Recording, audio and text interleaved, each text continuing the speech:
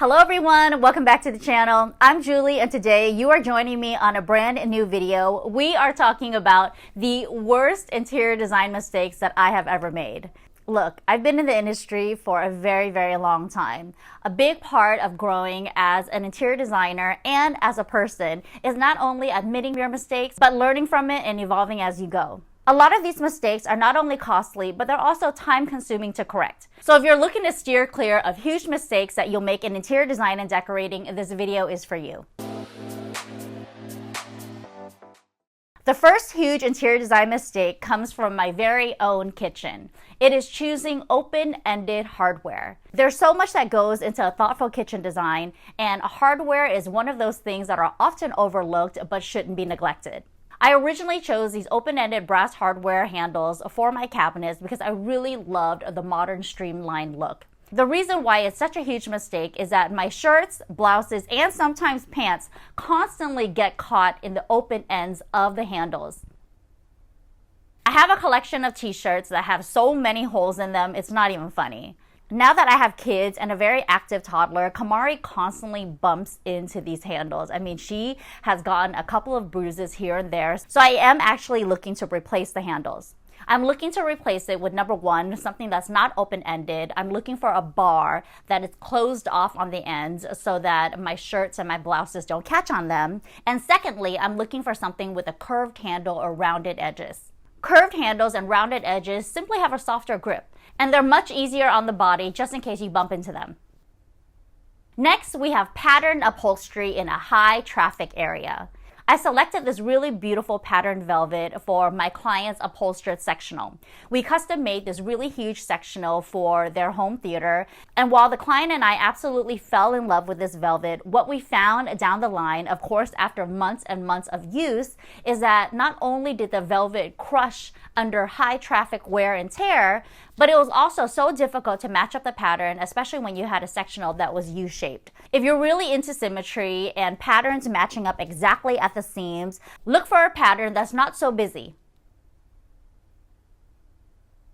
While we're on the topic of crushed velvet, another huge mistake that I've made in interior design is selecting a very delicate velvet silk for my own upholstered headboard.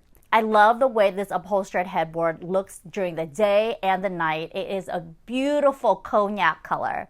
I fell in love with this color because not all browns are created equal. This tinted brown cognac color gave me all the cozy fall vibes that I am absolutely obsessed with. Now the huge mistake comes in the particular material itself. It's such a delicate silk velvet that when my husband sits against it, he constantly crushes the velvet, and you could see the areas where the velvet has been crushed under weight and the areas where it's not. I constantly tell him it's so easy for him to kind of prop up a pillow and sit against the pillow instead of against the headboard. But of course, I can't always catch him and myself with the natural way that we sit up in our beds. There's a really quick fix to crushed velvet, and it is simply to steam iron the areas that it was crushed.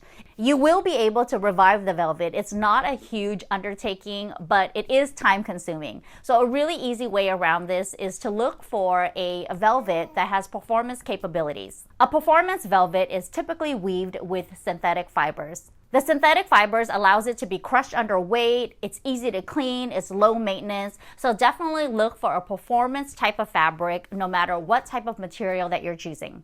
I custom make about 50 to 75% of furniture that I source for my clients in their custom homes. The reason I typically custom make furniture is that I want the perfect fit for a specified room. Since I am in the trade, I work with a variety of different furniture manufacturers to custom make these items. Many times they cost the exact same amount, if not less expensive than what my client would purchase retail for these exact same items. A huge benefit of going custom is getting exactly what you want.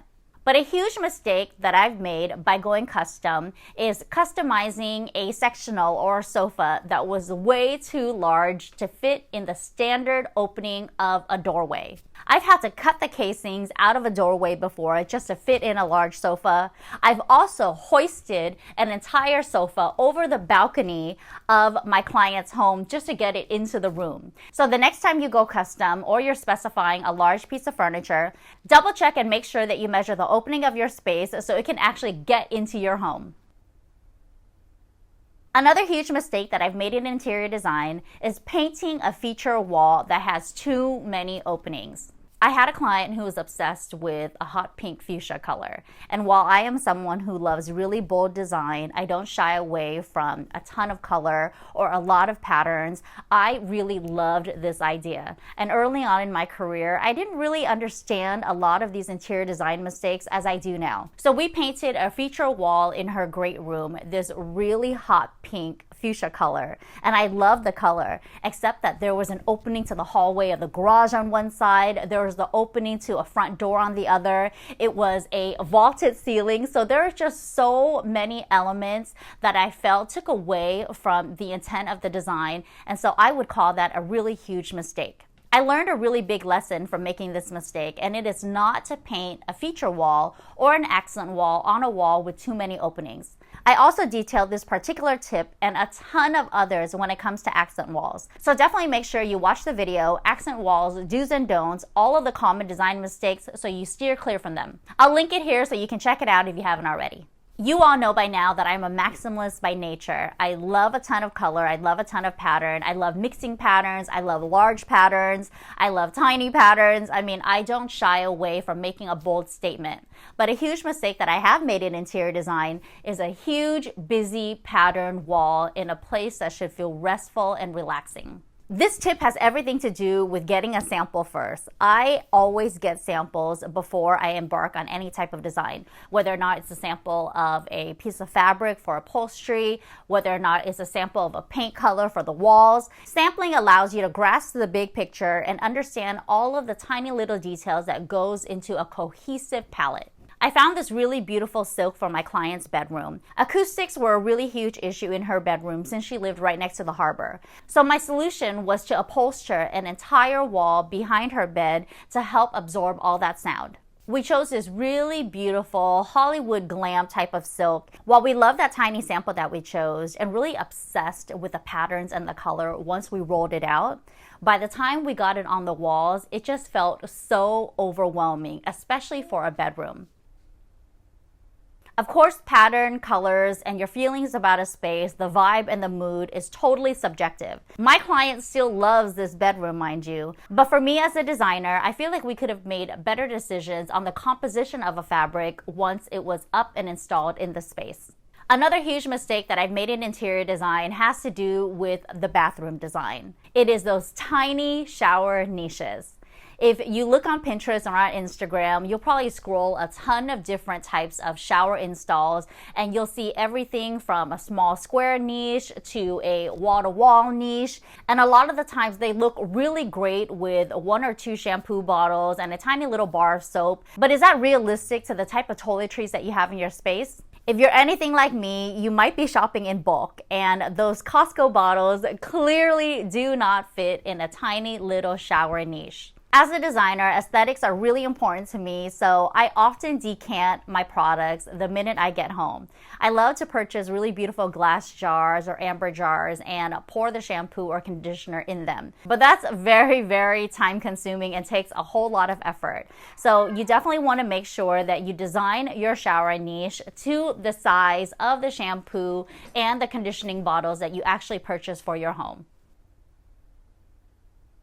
I'm sure by now you've seen a common theme emerge in the huge mistakes that I've made in interior design, and measuring is one of them. You absolutely have to measure your space and the products, furniture, and pieces that are going in it to get it just right.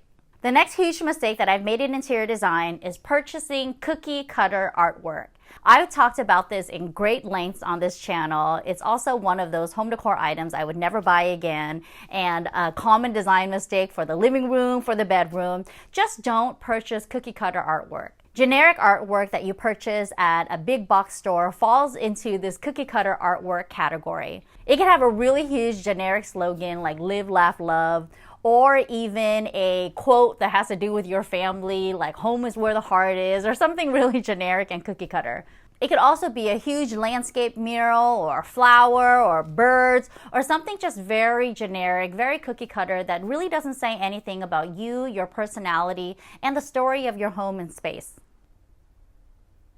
I've been there myself. I've purchased so much generic artwork in my life, and I've also donated a ton of this artwork as a result. As I walk around my home and I dissect all those little details, I look for pieces that feel like they tell my story. And some of these art pieces, while they are beautiful and fill up blank white walls really beautifully with color or pattern, just don't say anything about the spirit of my space. Instead of throwing them out or donating the whole lot, think about ways in which you can repurpose the canvases and DIY your own artwork. I've made a ton of videos on DIY artwork that I'll link for you here and in the description box below, so make sure you check that out. And last on this list of huge design mistakes that I've made in interior design, we have the flooring in my own primary bathroom. I made a huge mistake in my primary bathroom flooring with a complicated design. I gutted about 80% of this primary bathroom when we first purchased the home, and the only thing I kept was the Emperador brown marble tile that was lining the shower. I love marble, it's timeless, it's classic, and I really love this rich, warm brown color. I wanted to use that same marble in the flooring, and I created this really beautiful, intricate design.